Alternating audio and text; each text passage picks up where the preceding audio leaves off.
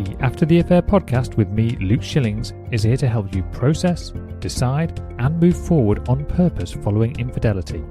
Together, we'll explore what's required to rebuild trust not only in yourself, but also with others. Whether you stay or leave, I can help. And no matter what your story, there will be something here for you. Let's go.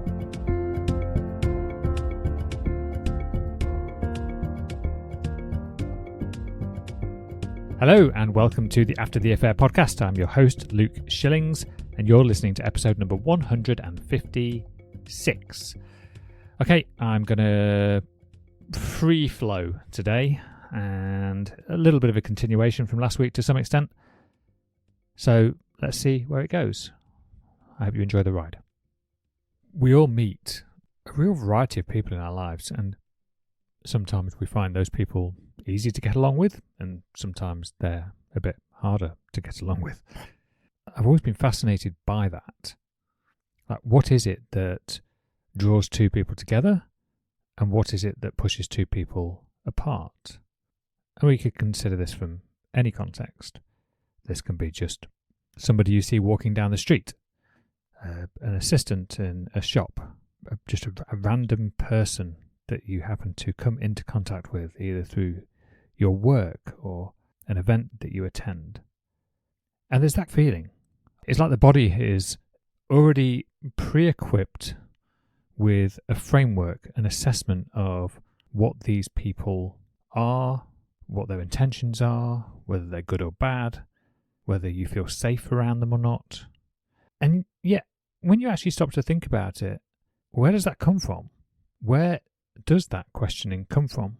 Now, I've noticed through all the people I've spoken to over the years, generally speaking, the majority of the women that I've spoken to tend to use the term intuition, and the majority of men that I speak to tend to use the term gut feeling. I've come to understand that these are the same thing, and our intuition or gut feeling comes from all of the things that we have experienced in our lives.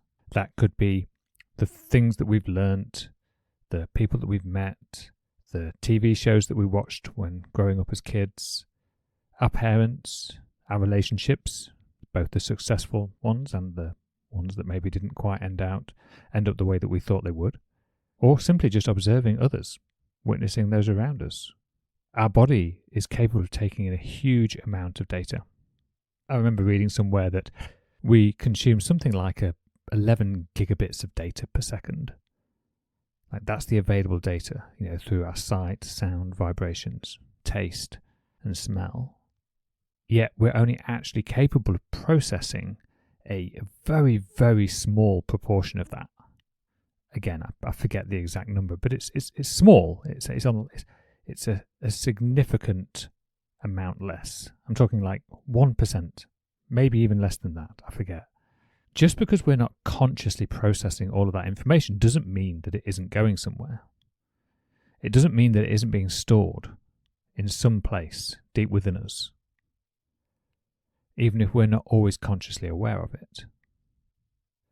And when we see patterns over and over again, because, ultimately human beings, we could be described as meaning-making machines, and we often do that by looking for patterns.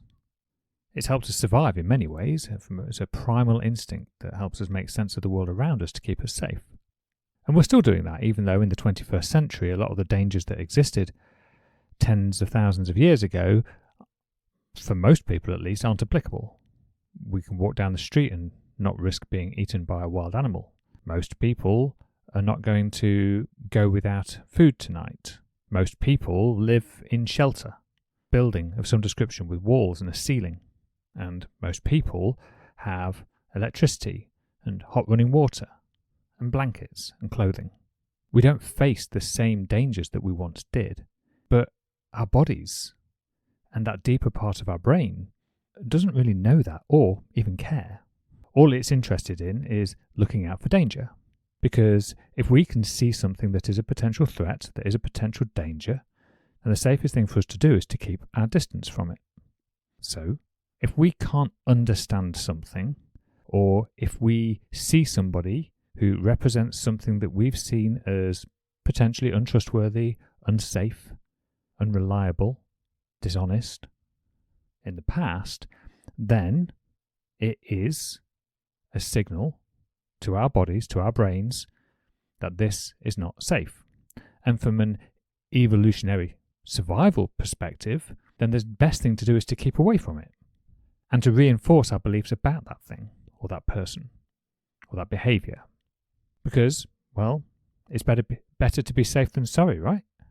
So we allow these things to happen. And in doing so, it creates judgments. So we now have judgments about the people that we see in our lives, even people that we've only just met. And we base it on all kinds of things. And, some of those are more socially acceptable than others. Of course, they're nearly all flawed, but we do need some way of navigating the world around us. If my daughter is unwell or has hurt herself, and I go into a hospital, and I see somebody come towards me in a white coat wearing a badge, I'm not going to check for their credentials. I'm not going to wait and ask them I want to see all their qualifications and how many people that they've treated before and what their success rate is. I'm just going to assume that that person can help my poorly or injured daughter. We make judgments all the time. We have to. Otherwise, we're starting from scratch every single time we meet somebody. So, of course, we have judgments. But it's quite probable that those judgments are misguided and not completely accurate. So, what does this teach us? Well, it tells me that we have beliefs. And those beliefs are built up through a repetition of thoughts. We have thought something, and then we have repeated that thought time and time again. We have sought out evidence to prove ourselves right, or in some cases we filter things and we ignore the things that might prove us wrong. This is one of the reasons that we tend to feel aligned with people who see things the way we do. It's one of the reasons that you see so much polarization in the world. It's one of the reasons that people support a specific football team over another and how they see the opposite as the enemy.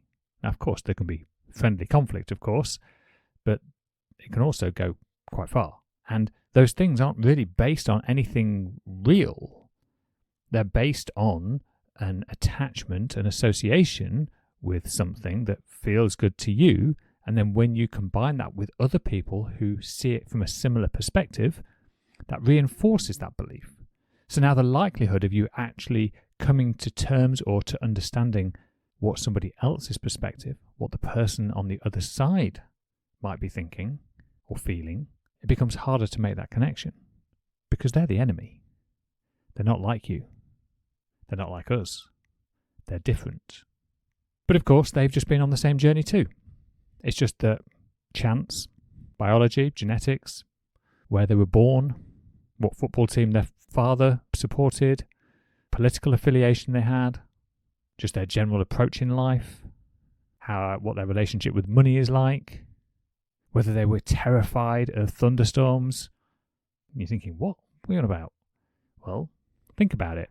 If you as a child, every time a thunderstorm comes around and you see your parents going into the middle of the house, keeping away from the windows, turning all the electricity off just so there's no surge, maybe getting some candles out, then that's telling you something. It's telling you that what's outside is very dangerous. Or you could have parents that every time there is a thunderstorm, you all go to the window. I love thunderstorms, and I often wonder if it's because of this.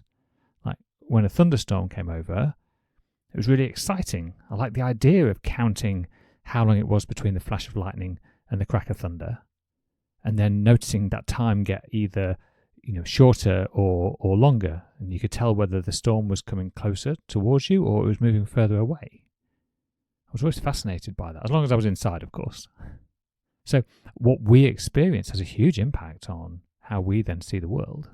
Think of all the different possible ways that you've been impacted based on the things that you've experienced from the people close to you, the people you've trusted, the people you believed. And I'm not saying you're wrong for doing that. We're just acknowledging that actually that has quite a big impact on how you see the world.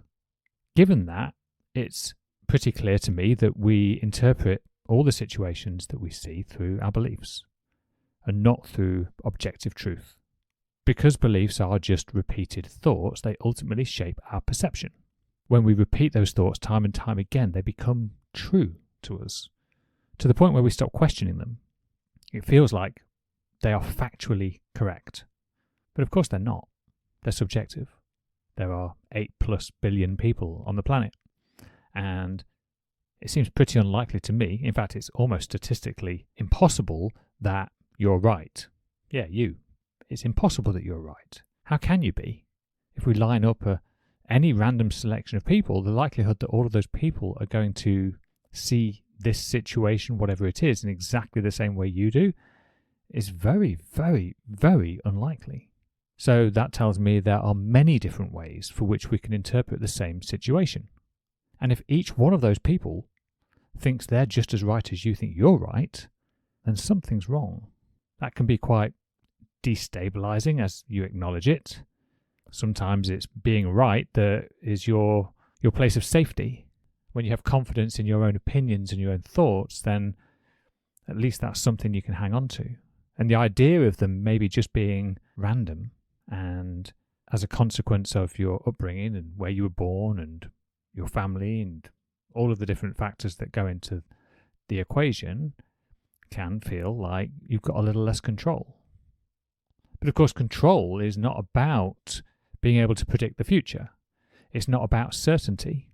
It's not about knowing truly what is the right decision or what is the wrong decision. It's never about that.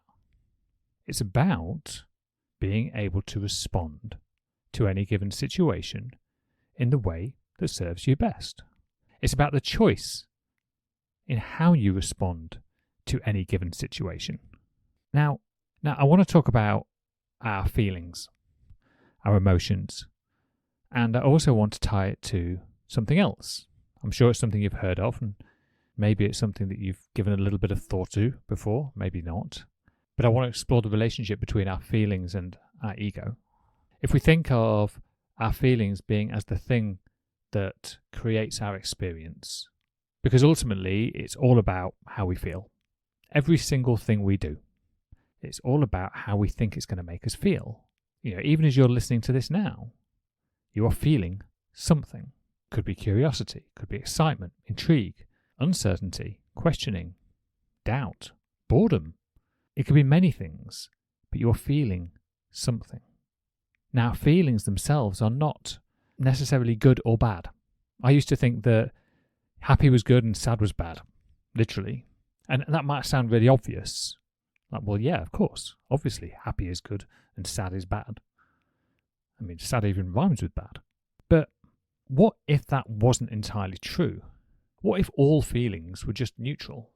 And it was really a case of finding the most appropriate feeling for a given situation or experience. So rather than it being good or bad, maybe it was just about wanted versus unwanted. For example, if you lose a loved one, then grief is probably the feeling that you want to experience. You don't want to be feeling all jovial or on ecstasy or unbothered. You want to feel grief because it represents the importance of that person in your life and the meaning that you apply to it. It's not about it being a good or bad feeling. It's about it being the most appropriate emotional response to the situation that you are currently in, and something you get to choose. I choose to feel grief. I choose to feel sadness. I choose to feel loss or hurt when I lose something that's important to me. And of course, we can extend that beyond the feelings of grief in terms of the loss of somebody important to us, and we can extend that to how we feel about our own relationships. But of course, the problem with feelings is, for many of us, they do feel objectively good or bad. And there's another part of us that doesn't like that, and that is our ego. We experience the world through our senses.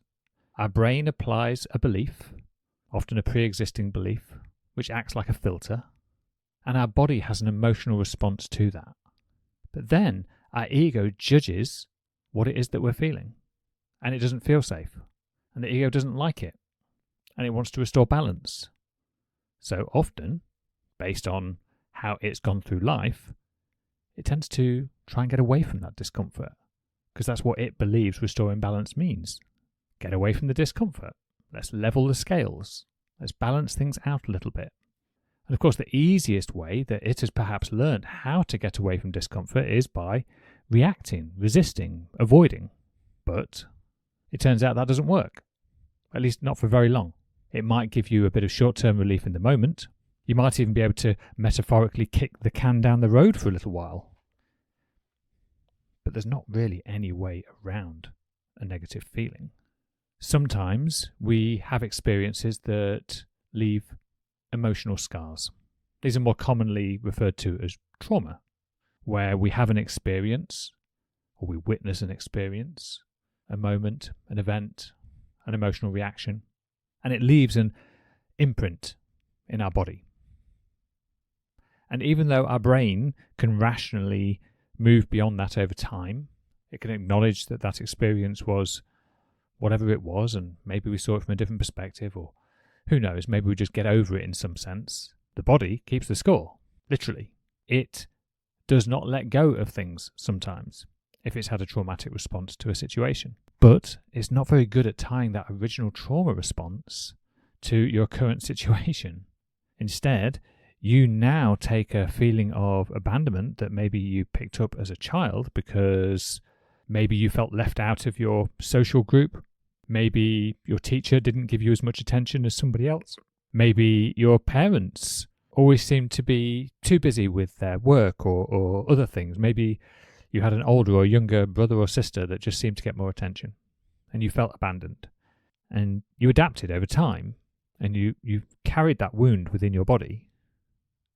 And now, 10, 20, 30 years later, you're in a long-term relationship, and something that your partner does, completely unrelated to that event all those years before, they've now done something that, in that moment, your body is interpreted as feeling abandoned. And it brings that trauma response back to the surface. So now your emotional reaction to the situation, no matter how irrational you can make it seem in your mind, your body's not interested. You've heard me say before, you can't out-logic emotion. So in these moments, it can really feel like that emotional response you are having now could actually just be a scar from some completely unrelated previous event. Now, that doesn't dismiss your partner's behavior necessarily, but it could change the light or the lens for which you look at it. Just knowing this doesn't change it. It doesn't fix it on the spot, but it creates space for it to exist. It offers a little bit of breathing room for you to be able to step back and acknowledge that what you are experiencing right now, the emotional response that you are having right now, might not be tied directly to the event that you are currently stood in front of.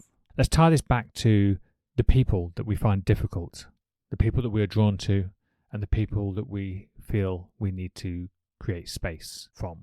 Those preconceived judgments that we have about other people, they're like these trauma responses. They're not necessarily trauma, but they're coming from a place that's deeper. They're coming from something that happened potentially a long time ago, maybe whilst looking through a very younger, less mature, just completely different lens based on what was going on in your life at that time. And then it was reinforced, and now it just feels true. So therefore, when we see that person or that type of person, we automatically have a response to it. Even if you were to just pause and genuinely question all of the beliefs that you actually have in that moment, what would you do differently? How would you choose differently? Would you still choose the same thing? One of the biggest things that gets in the way of people's healing is not noticing the progress they're making. And this is usually because they're not taking the time to look back at the progress they've already made. So it can often feel like you are still stuck in the same situation. And then that becomes a narrative in and of itself. Probably one of the most common challenges that people I work with face is the story they tell themselves about the situation that they're currently in. And it's not just the quality of that story, it's the prominence in which they give it. It might as well be written on their mirror when they're brushing their teeth in the morning. It might as well be the only book that they read before they go to sleep at night. It might as well be a Facebook ad that always appears every time they scroll on social media. It might as well be the next podcast episode that they listen to, specifically reinforcing the belief that they currently have about their situation. It keeps it front and centre, and it lingers because it has no choice, because you keep putting it there. Now, this might have sounded like a bit of a random ramble. Maybe there's a thread to what I've said, maybe there's not. But let me leave you with this. If you consider how you want to feel about the person or situation that you are currently facing, and you were to undo all of the pre-existing beliefs about what you're making that mean, imagine you were starting with a clean slate. What else could be true? What story do you think you would create? What if you just looked at the facts and we let go of the narrative that we've been reinforcing? This is not about changing the other person. It's not about changing their behaviour. It's not about even condoning their behaviour. It's just about what it means to you or what it means about you. Because at the end of the day, if it didn't feel so bad, there is no problem. Okay. Thank you, as always, for listening to this episode of the After the Affair podcast. It's an absolute pleasure, as always, to be here and to share this time with you. I don't take it lightly. I really appreciate that you are here and listening, and I hope you have found this helpful. As always, if you want to reach out, to contribute, to share your story, to find your next steps, then let me know. Contact me. You can reach me at luke@lifecoachluke.com, or you can come and join me over on Instagram at mylifecoachluke. I can't wait to meet you, and I hope that you have a wonderful rest of your week. Take care. I'll talk to you soon.